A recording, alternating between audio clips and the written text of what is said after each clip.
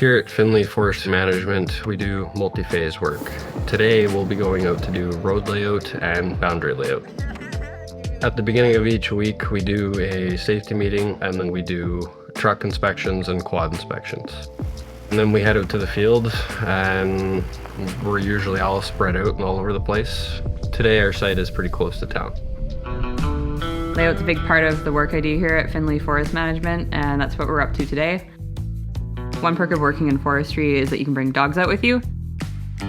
Once we arrive on site, we do a tailgate meeting to discuss any site-specific hazards or concerns that we need to be aware of. We have a lot of gear that we bring with us, depending on weather and site conditions. Today the weather is great, but the bush is often dewy in the morning. It often changes, so we always dress in layers. One of the objectives of layout is to ribbon out the block boundary. We usually recce the area beforehand so that we have an idea of what we want to include in the block.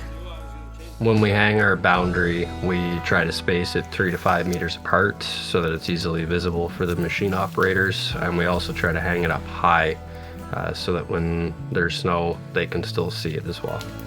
And once we've got the boundary hung, we GPS or traverse the boundary using Garmin's or submeters. Often blocks that are over a certain size need roads.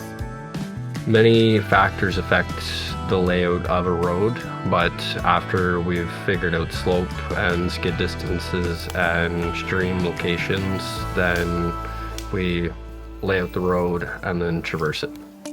Another responsibility of layout is ecotyping. This includes collecting information on soils, plants, topography, and other indicators.